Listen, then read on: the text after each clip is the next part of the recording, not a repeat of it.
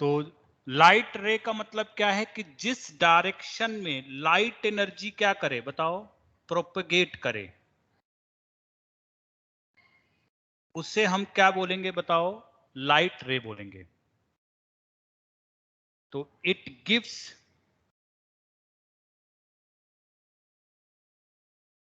The direction along which the light energy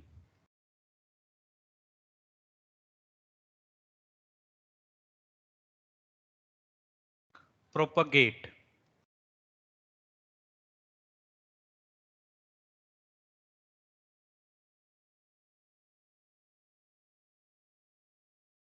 It is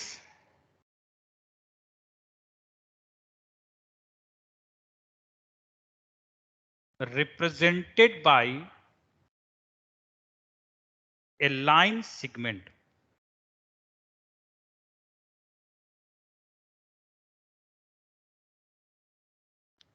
तो इसको represent किससे करते हैं, एक लाइन सेगमेंट से रिप्रेजेंट करेंगे विद एरो। एरो हमें बताता है कि लाइट एनर्जी किस डायरेक्शन में प्रोपगेट कर रही है। किसे बोलते हैं, कोई भी ऐसा पॉलिश्ड सरफेस, ये सपोज एक पॉलिश सरफेस है जिस पे अगर लाइट एनर्जी गिरे तो most of the light energy को ये क्या कर दे बताओ, सेम मीडियम में रिटर्न बैक कर दे। तो ऐसे पॉलिश सरफेस को क्या बोला जाता है, मिरर बोला जाता है। ठीक है ना, ए polished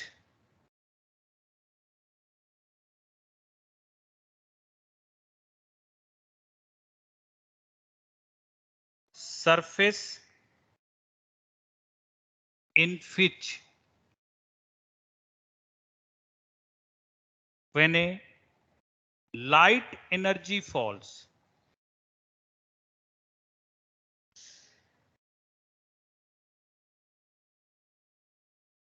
it return backs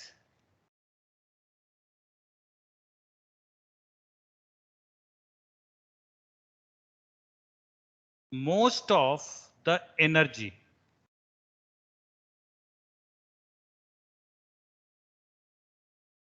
in same medium।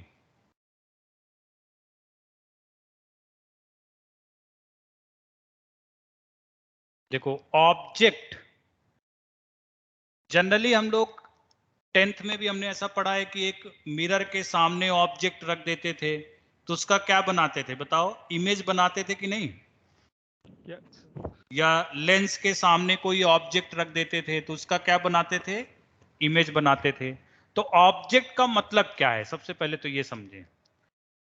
देखो कोई भी दो इंसिडेंट रेज अगर हैं हमारे पास, सपोज हमारे पास एक इंसिडेंट रे ये है और एक इंसिडेंट रे ये है, दो इंसिडेंट रे हैं अगर हमारे पास, तो इन दोनों इंसिडेंट रेज का कोई ना कोई क्या होगा बताओ, ऑब्जेक्ट पॉइंट होगा।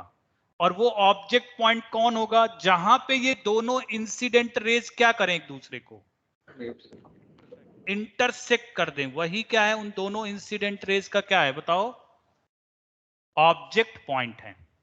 इन दोनों इंसिडेंट रेज का ऑब्जेक्ट क्या बोलोगे, ये ओ है। आया समझ में, बोलो। तो हमेशा ऐसा नहीं होता कि ऑब्जेक्ट होगा तो उसकी इंसिडेंट रेज होंगी, नहीं, इंसिडेंट रेज होंगी तो क्या होगा, उसका ऑब्जेक्ट होगा। आया समझ में। देखो इंपॉर्टेंट चीज है, रे ऑप्टिक्स पढ़ रहे हैं तो रे ऑप्टिक्स का मतलब रे ज्यादा बेसिक चीज है एज कंपेयर टू ऑब्जेक्ट। ठीक है ना, तो नोट करते हैं, it is defined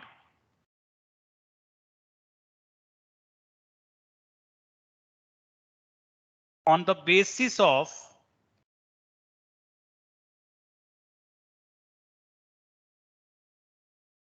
two incident rays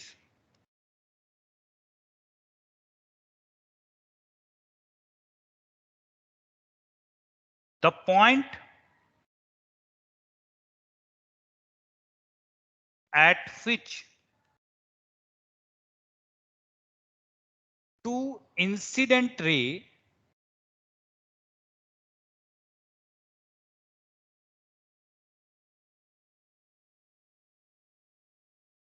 intersect to each other are called object point. तो अगर दो इंसिडेंट रे एक दूसरे को कहीं पे इंटरसेक्ट करती हैं तो उस पॉइंट को क्या बोलेंगे हम लोग? ऑब्जेक्ट पॉइंट बोलेंगे। इतना क्लियर हो? ऑब्जेक्ट भी दो टाइप के होते हैं, एक रियल ऑब्जेक्ट और एक होता है वर्चुअल ऑब्जेक्ट। देखा है तुमने? पढ़ते हैं ना कि रियल इसका इमेज वर्चुअल बन रहा है, इमेज रियल बन रहा है, ऐसे होता है। तो ऑब्जेक्ट भी दो टाइप के हो सकते हैं, रियल ऑब्जेक्ट और वर्चुअल ऑब्जेक्ट। देखो जैसे मैं मिरर, प्लेन मिरर में दिखाता हूं रे डायग्राम बना के तुम्हें।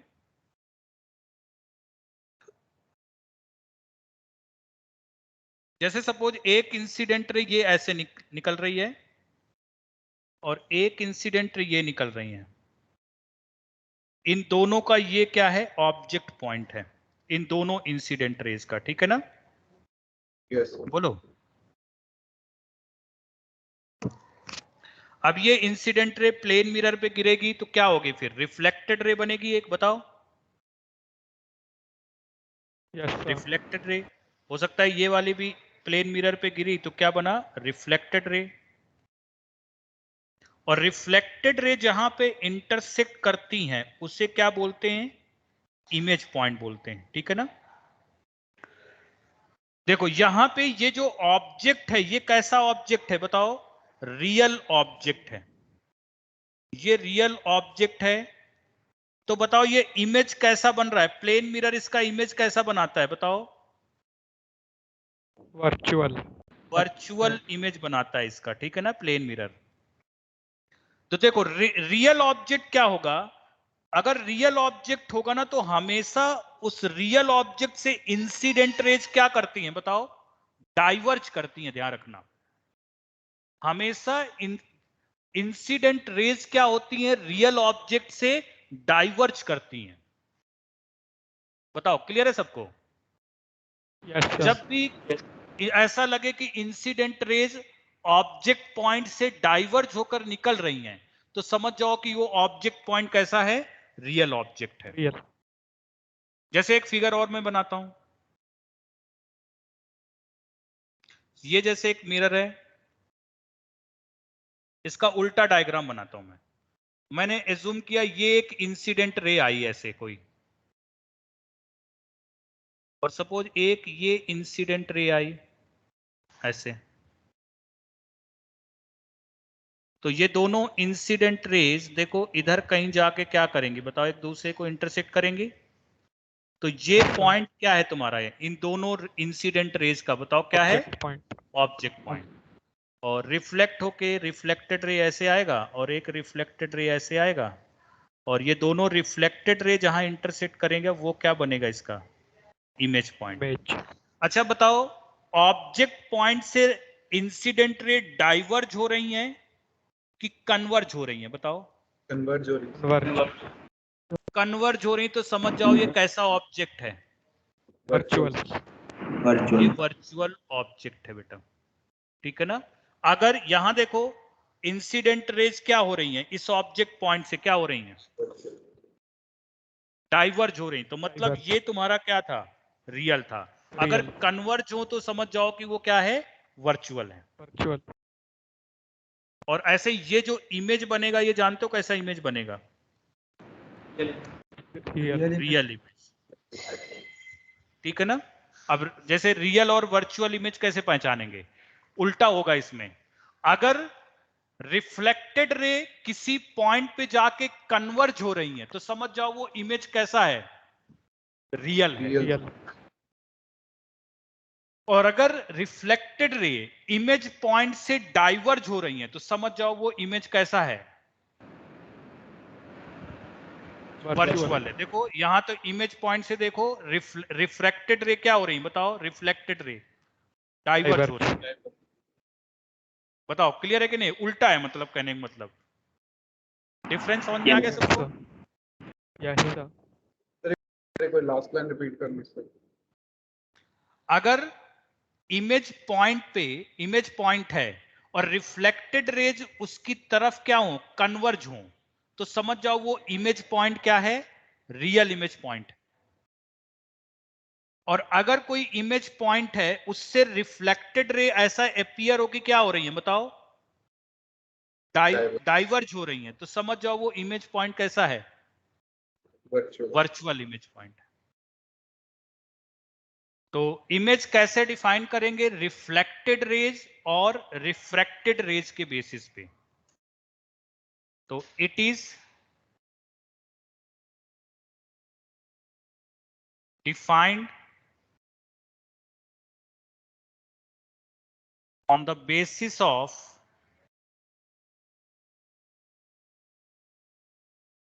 reflected rays और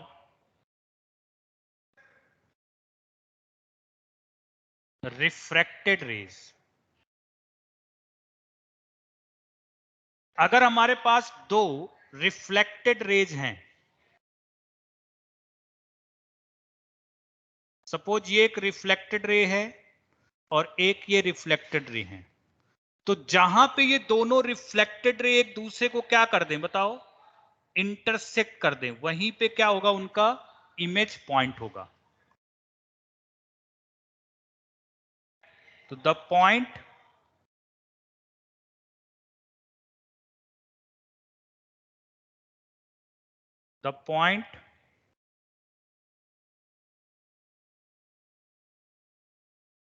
at which two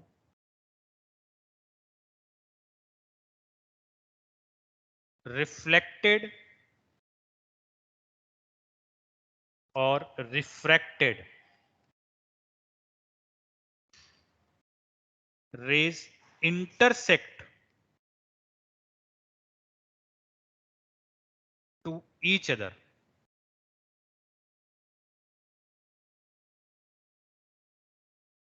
is called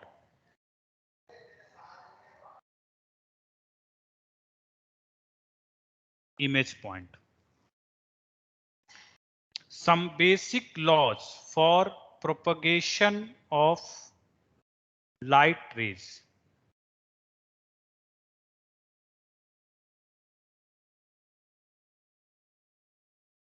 Some basic laws for propagation of light rays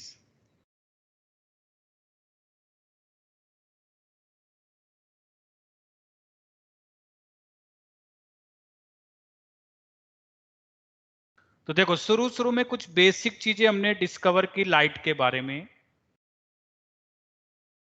जैसे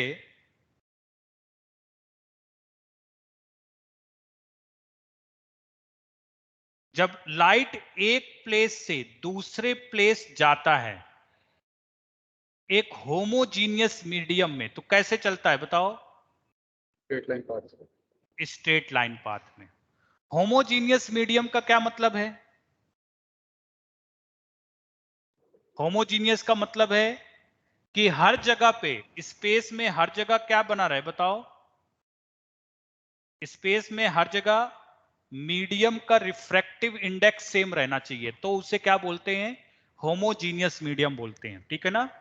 तो लाइट रे एक प्लेस से दूसरे प्लेस होमोजीनियस मीडियम में कैसे चलेगी, बताओ, हमेशा स्ट्रेट लाइन पाथ में चलती है, ठीक है ना। तो इसे बोला जाता है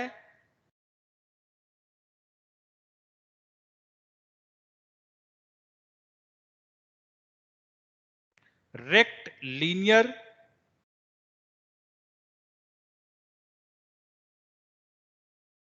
propagation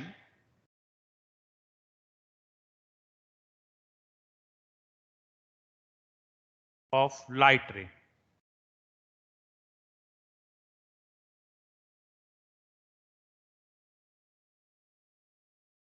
rectilinear propagation of light ray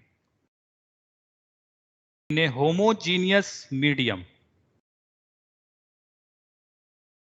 In a homogeneous medium,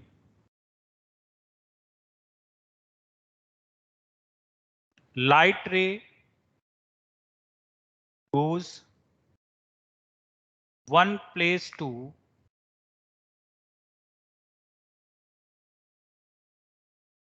another place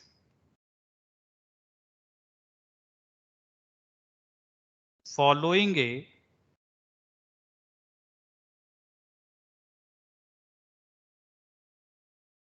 straight line path.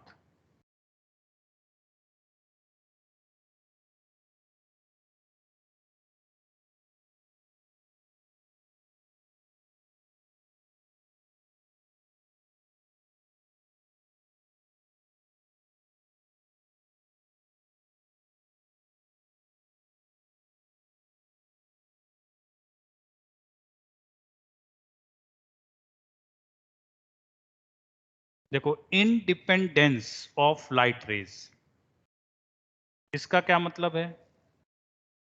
एक लाइट रे दूसरे लाइट रे पे डिपेंड नहीं करती है। जैसे सपोज एक लाइट रे ऐसे आ रही है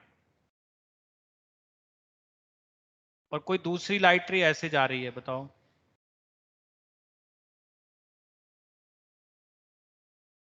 जब ये दोनों एक दूसरे को क्रॉस करती हैं, एक दूसरे से टकराती भी हैं, अगर ये दोनों लाइट रे, तो इनके पाथ में कोई चेंजेस नहीं आता है। मतलब ये वाली इंसिडेंट रे ऐसे ही निकल जाएगी, ये वाली रे ऐसे ही निकल जाएगी। बोलो, एक ऐसा नहीं कि ये रे इससे टकराई तो इसका पाथ डेविएट हो गया या इसका पाथ डेविएट हो गया। तो पाथ डेविएट होने का मतलब है कि एक रे का पाथ दूसरे रे की पाथ पे डिपेंड कर रहा है, मगर नहीं, इवन ये दोनों रे एक दूसरे से टकरा भी गई, इंटरसेक्ट भी कर गई, मगर इनके पाथ चेंजेस नहीं हुए। तो मतलब एक रे दूसरे रे से क्या है, बताओ, इंडिपेंडेंट ही तो हुई। बोलो। Yeah.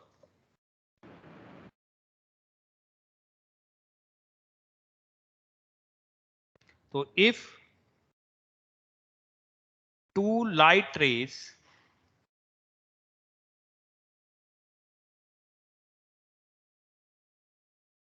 intersect to each other,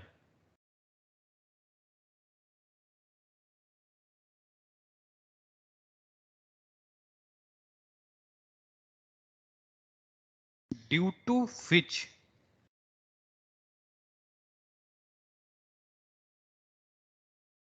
their path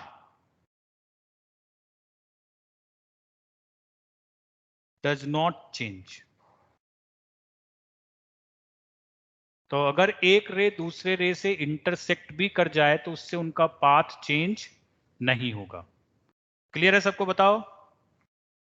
Yes. और तीसरा होता है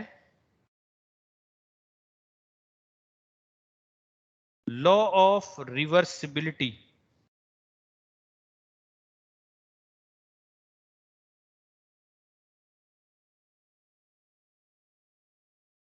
ऑफ लाइट रे।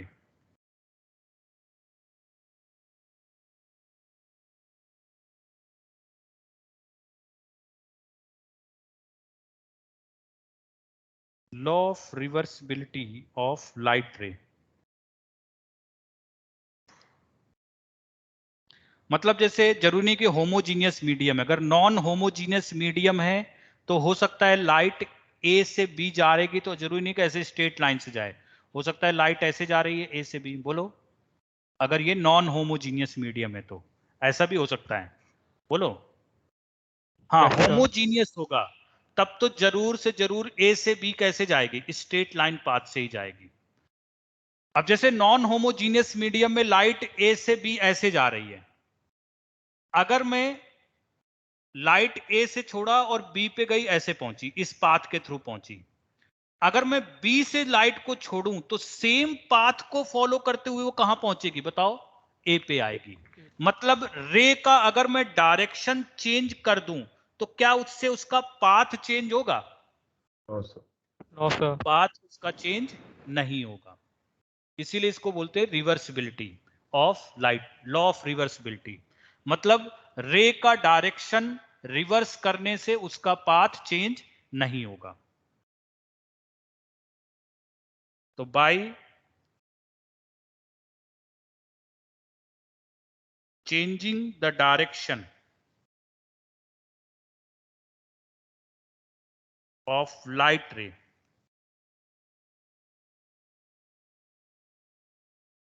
its path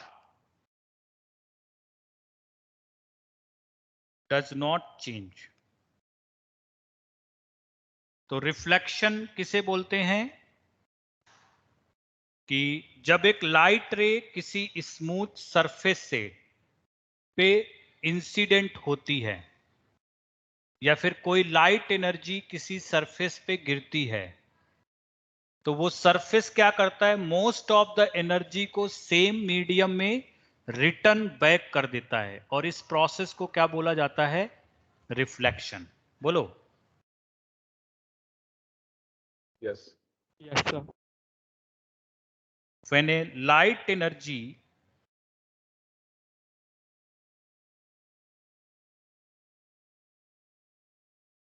falls on a smooth surface, most of its energy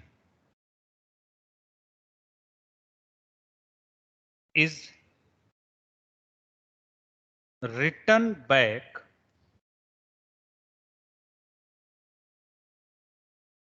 into the same medium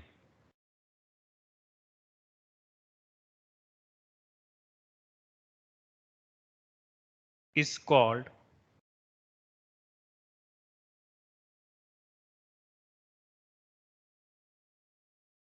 reflection।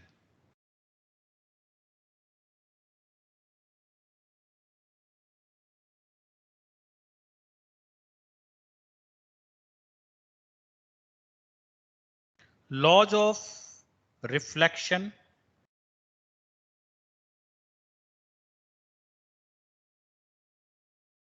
Laws of reflection. तो मुझे लग रहा है सबको पता है लॉज ऑफ रिफ्लेक्शन क्या होता है। Yes, sir. जैसे ये कोई सरफेस है, मिरर है, एक लाइट रे इस पे इंसिडेंट हुई, इसको इंसिडेंट रे बोलते हैं, इसको रिफ्लेक्टेड रे बोलते हैं, इसको पॉइंट ऑफ इंसिडेंट बोलेंगे, इसको क्या बोलेंगे बताओ, normal at the point of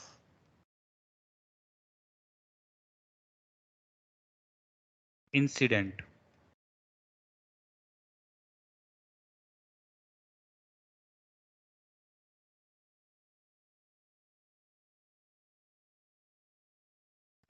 angle of incidence और इसको एंगल ऑफ रिफ्लेक्शन बोलो। Yes, sir. तो पहला लॉज क्या है बताओ, इंसिडेंट रे, रिफ्लेक्टेड रे और normal at the point of incidence, ये तीनों लाइनें क्या होंगी, हमेशा एक ही प्लेन में लाई करेंगी। तो incident ray,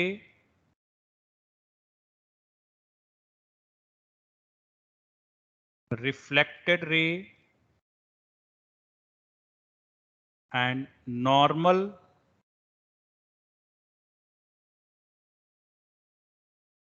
at the point of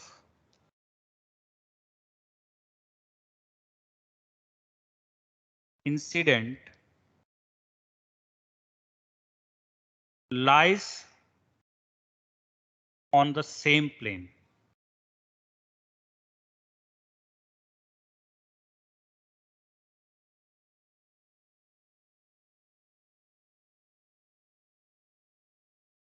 दूसरा क्या है, एंगल ऑफ इंसिडेंस और एंगल ऑफ रिफ्लेक्शन दोनों क्या होंगे बताओ, इक्वल होंगे। equal, तो angle of incidence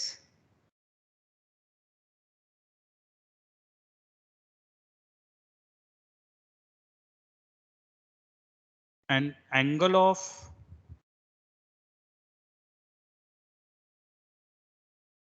reflection are same. Angle I और एंगल आर दोनों क्या होंगे? इक्वल होंगे।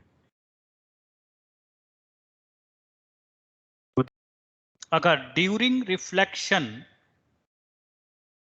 देखो जैसे इंसिडेंट रे था और ये रिफ्लेक्टेड रे है।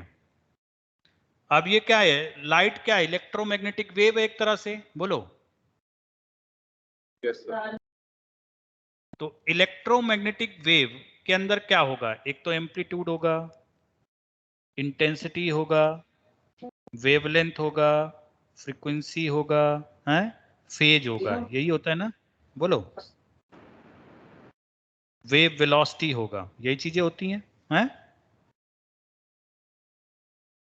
तो देखो इंसिडेंट रे जो होगा और जो रिफ्लेक्टेड रे है दोनों सेम मीडियम में हैं, तो क्या बताओ वेव की वेलोसिटी चेंज हुई होगी? no sir, और फ्रीक्वेंसी तो कभी चेंज होती ही नहीं बेटा, क्योंकि वो कलर Yes, को sir. रिप्रेजेंट करता है। ना तो रिफ्लेक्शन में फ्रीक्वेंसी चेंज होता है, ना तो रिफ्रैक्शन में।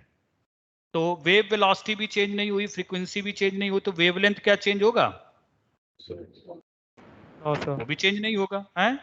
तो इसका मतलब ड्यूरिंग रिफ्लेक्शन वेवलेंथ, फ्रीक्वेंसी और वेव वेलोसिटी ये चेंज नहीं होंगे।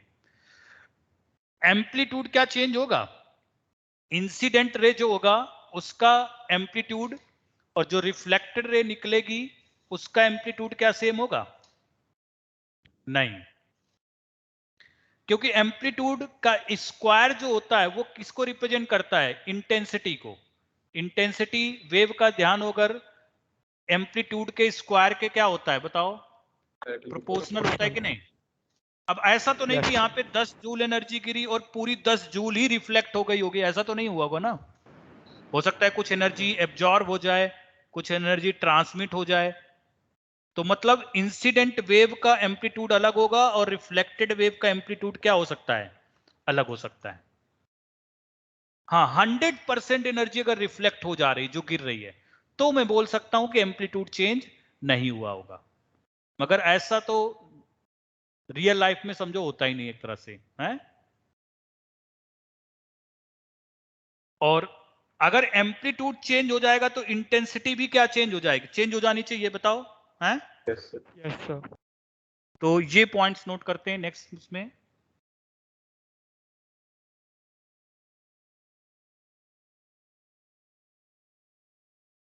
During reflection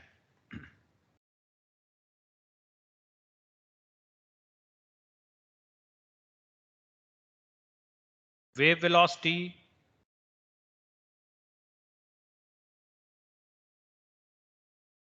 frequency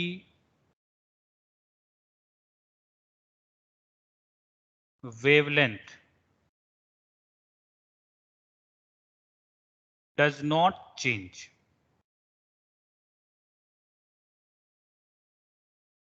During reflection, wave velocity, frequency, wavelength does not change.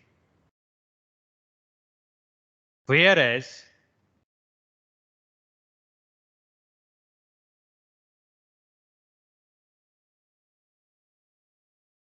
amplitude,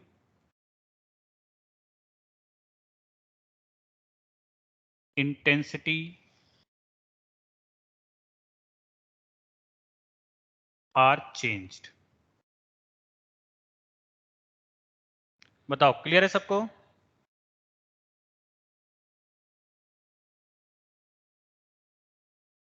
yes sir,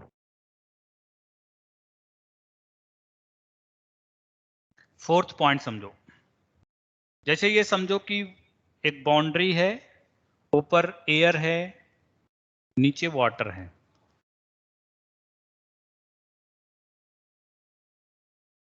तो ऊपर वाला कैसा मीडियम हुआ, रेयरर, और नीचे वाला कैसा मीडियम हुआ बताओ, डेंसर है।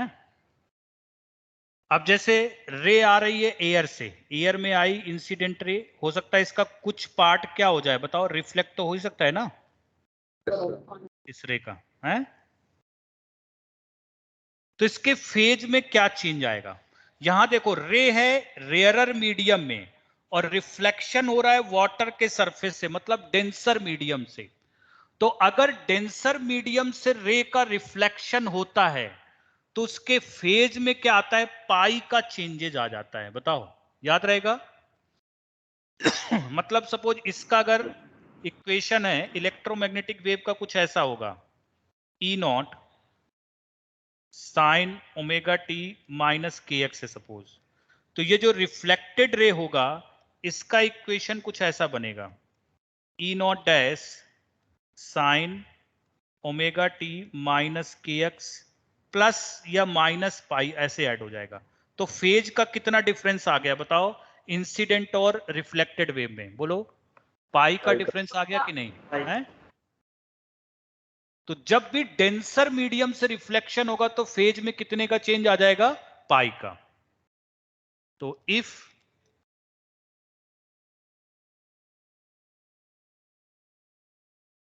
reflection take place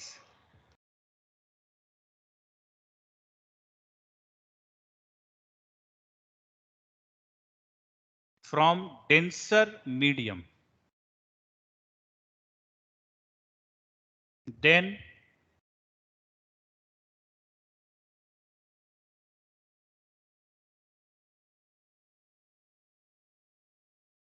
phase change of pi occurs। अगर रेयरर से रिफ्लेक्शन हो, जैसे वाटर से आ रहा है इंसिडेंट रे वाटर मीडियम में, तो रे कहां पे है बताओ, डेंसर में है कि नहीं, और अब रिफ्लेक्शन कहां से हो रहा है बताओ, रेयरर से। तो हो सकता है कुछ रिफ्लेक्शन हो जाए, कुछ एनर्जी है। तो अब क्या फेज में चेंज आएगा बताओ, नहीं अब नहीं आएगा। अगर रेयरर मीडियम से रिफ्लेक्शन हो रहा है तो फेज में कोई चेंज नहीं होगा। तो if reflection take place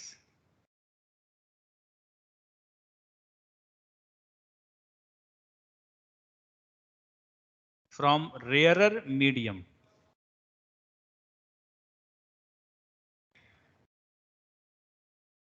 there is no any phase change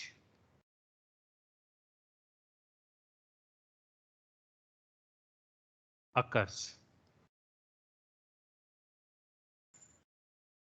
Vector form of reflection law।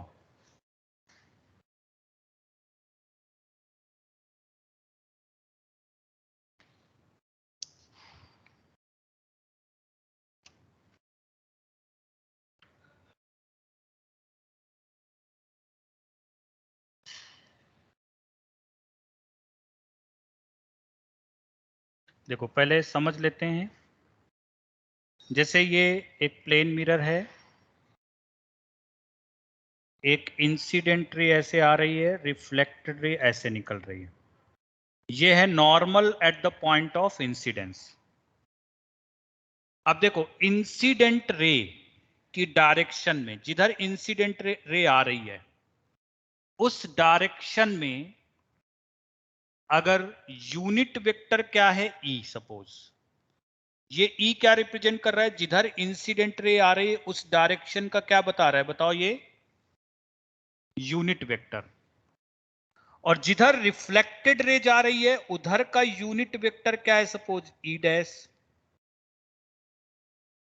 और नॉर्मल जिधर है उस डायरेक्शन का यूनिट वेक्टर क्या है, suppose N vector.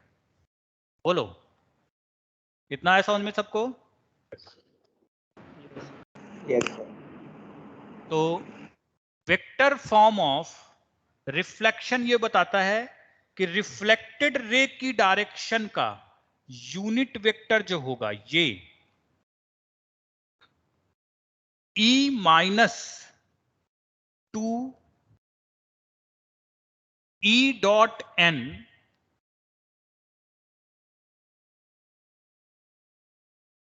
Into vector n के इक्वल होगा। इसको बोलते हैं vector form of reflection law. बताओ E डैश क्या बता रहे हैं यहां पे, टर्म्स सबसे पहले क्लियर रहना चाहिए। E डैश क्या है? Reflected ray की direction unit vector. Unit vector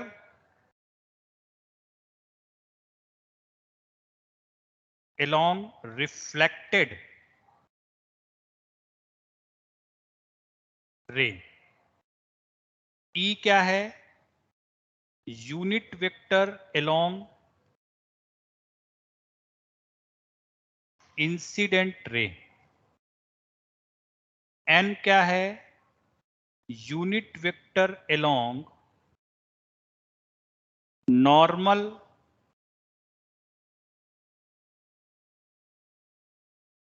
at the point of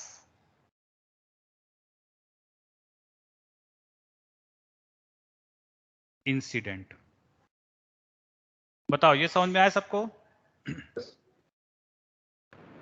तो अगर तुम्हें इंसिडेंट रे की डायरेक्शन का क्या पता है?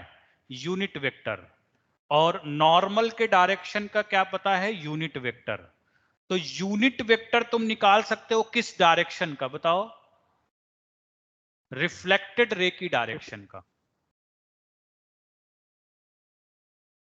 हाँ, ये आया कैसे निकल के, अगर ये समझना चाह रहे हो तो देखो इसको भी बता देता हूं मैं।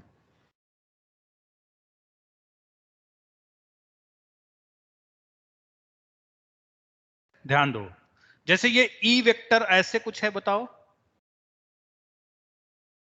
ई वेक्टर ऐसा है। Yes. इसका लेंथ कितना होगा? 1 होगा ना इसका लेंथ। Yes.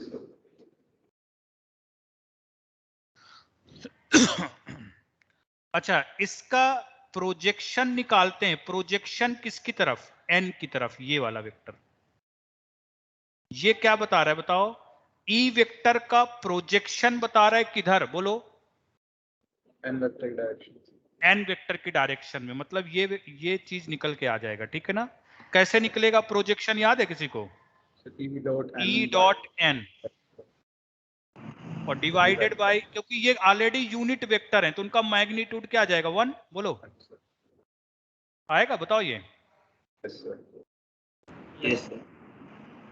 तो इसका मतलब ये जो व्हाइट कलर का ये जो वेक्टर मैंने बनाया है, इसके मैग्नीट्यूड की बात करूं तो इसका मैग्नीट्यूड क्या आएगा? ई डॉट एन आएगा, बताओ। क्लियर है सबको? बताओ। Yes, sir. अच्छा, एक वेक्टर इधर लेता हूं, ये वाला। अच्छा, ई में से ये वाला वेक्टर अगर मैं क्या करूं? सबट्रैक्ट कर दूं तो ये वाला वेक्टर आ जाएगा कि नहीं? बोलो। Yes, sir. देखो डॉक्टर साहब, ये ई में से ये वाला वेक्टर अगर हटा दूं तो ये वाला वेक्टर बन जाएगा, बोलो। क्योंकि इन दोनों का रिजल्टेंट ये Yes, आएगा। sir. Yes, sir. अब देखो, अभी तो ये मैग्नीट्यूड है सिर्फ। E dot N into N कर दूं तो अब ये क्या बन गया? व्हाइट कलर वाला वेक्टर बन गया कि नहीं? बताओ। हैं? और ई में से, ई वेक्टर में से अगर मैंने ये वेक्टर हटा दिया, E dot N into N को सबट्रैक्ट कर दिया, तो ये किसको रिप्रेजेंट कर रहा है? बताओ। ये वाला वेक्टर रिप्रेजेंट कर रहा है कि नहीं? Yes, sir. बोलो। दूसरा, अच्छा, ये जो व्हाइट कलर का वेक्टर है, अगर इसका निगेटिव वेक्टर बनाऊं तो ऐसे बनेगा? बोलो। Yes. इस व्हाइट कलर के वेक्टर का निगेटिव वेक्टर, तो ये ग्रीन कलर वाला वेक्टर क्या होगा? बताओ। Minus E dot N into N बनेगा, बताओ। ये ग्रीन कलर वाला वेक्टर, बोलो। बताओ, समझ में आया सबको? Yes, sir. Yes, sir. आप बताओ, अच्छा इन दोनों वेक्टर को अगर मैं ऐड करूं तो ये नहीं आ जाएगा? बताओ। Yes, sir. Yes, sir. है तो ई डैश वेक्टर जो होगा वो क्या आएगा? इन दोनों का क्या होगा? एडिशन। तो ऐड करो, यही बन गया कि नहीं बन गया? बताओ। Yes, sir. आगे Yes, समझ में sir. कैसे निकल? Yes. और ये इक्वल क्यों हुआ? क्योंकि ये एंगल इक्वल थे बेटा। अगर एंगल ये इक्वल नहीं होते ना, आई एंगल और आर एंगल इक्वल नहीं होते तो फिर नहीं लिख सकते थे। इनका सम, इन दोनों का सम ई डैश के इक्वल नहीं लिख पाते, क्योंकि एंगल सेम है। क्योंकि ये एंगल रहा होगा सपोज जैसे आई, तो इसका जो कंपोनेंट इधर होगा और इसका जो कंपोनेंट इधर होगा वो दोनों सेम आ जाएंगे। बोलो। Yes, sir. तो आई और आर क्योंकि सेम है, इसलिए हम इन दोनों वेक्टर का सम क्या कर पाए? ई डैश के इक्वल कर पाए। Image formation by a plane mirror.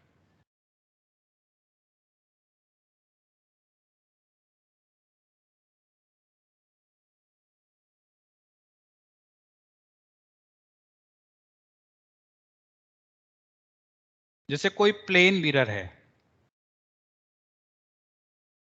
और प्लेन मिरर के सामने जैसे कोई पॉइंट ऑब्जेक्ट है, तो इसका इमेज कैसे बनाते हैं? एक इंसिडेंट रे इधर से निकालते हैं, एक इंसिडेंट रे ऐसे निकालेंगे और इसका रिफ्लेक्टेड रे ड्रॉ करेंगे, रिफ्लेक्टेड रे ड्रॉ करेंगे। जहां पे रिफ्लेक्टेड रे इंटरसेक्ट कर जाएंगी वहीं पे क्या बन जाएगा? बताओ। इनका इमेज बन जाएगा कि नहीं? बोलो। हैं? ऐसे बोलते हैं।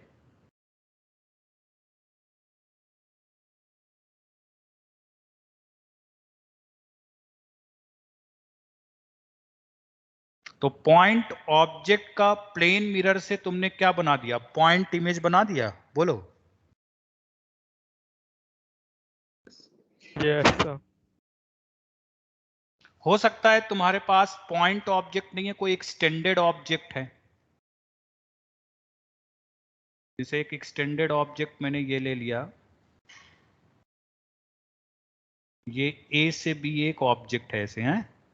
अब इसका इमेज कैसे बनाएंगे प्लेन मिरर से? तो मैं एक इंसिडेंट रे यहां से लेता हूं, ऐसे निकलती है।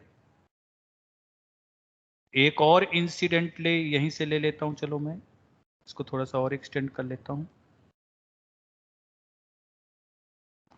तो एक रिफ्लेक्टेड रे ऐसे जनरेट होगी, एक रिफ्लेक्टेड रे ऐसे जनरेट होगी। तो इन दोनों का इमेज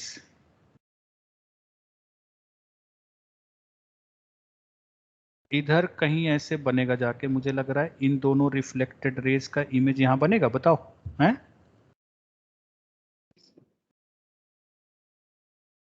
तो इस टिप वाले पॉइंट का इमेज यहां बन जाएगा। बताओ। ऐसे ही तुम इसमें निकाल लो, दो रेज ऐसे निकाल लो, इंसिडेंट रेज, और एक रिफ्लेक्टेड रे सपोज इसका ऐसे निकला और एक रिफ्लेक्टेड रे सपोज ऐसे निकला। तो बताओ इन दोनों रिफ्लेक्टेड रेज का इमेज ये वाला बन जाएगा। बोलो। तो इस ऑब्जेक्ट का इमेज ये हो गया। तो मतलब इस पूरे ऑब्जेक्ट का इमेज ये वाला पूरा इमेज बनेगा। बताओ। है? बोलो। आया समझ में? Yes, sir. Yes, sir. तो मैंने टॉप वाले पॉइंट का, इसको पॉइंट ऑब्जेक्ट जूम करके इस टॉप वाले पॉइंट का इमेज बना दिया यहां पे, और बॉटम वाले पॉइंट को पॉइंट ऑब्जेक्ट लेके इसका इमेज बना दिया यहां पे। तो ये इस पूरे ऑब्जेक्ट का ये क्या बन गया? पूरा इमेज। तो इस इमेज की प्रॉपर्टी क्या होंगी? बताओ। अगर प्लेन मिरर के सामने रियल ऑब्जेक्ट रखेंगे तो उसका इमेज कैसा बनता है? बताओ। Virtual, sir. Virtual. तो for real object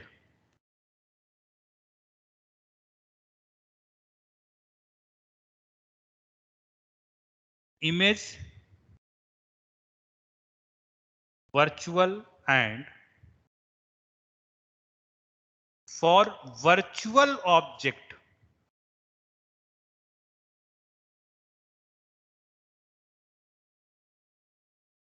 image real. बताओ आया समझ में? Yes, sir.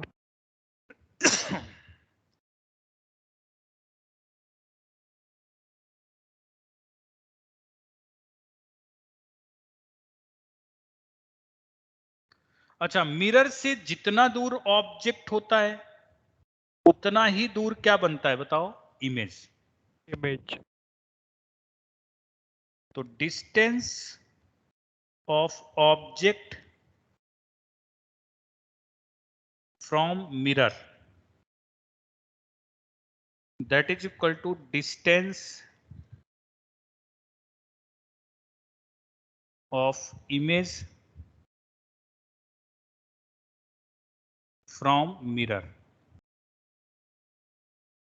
जितने हाइट का ऑब्जेक्ट होगा उतने ही हाइट का ये क्या बनाएगा बताओ? इमेज.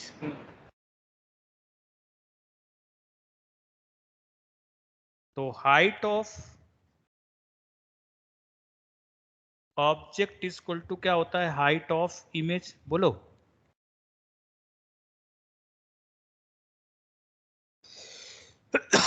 और इमेज लेटरली इन्वर्टेड बनता है. मतलब जैसे तुम प्लेन मिरर के सामने खड़ो हो तो तुम्हारा लेफ्ट हैंड इमेज का क्या बन जाएगा बताओ? Right hand. Right. Right hand. इसको बोलते हैं कि इमेज जो बना वो कैसा है? Laterally inverted. तो इमेज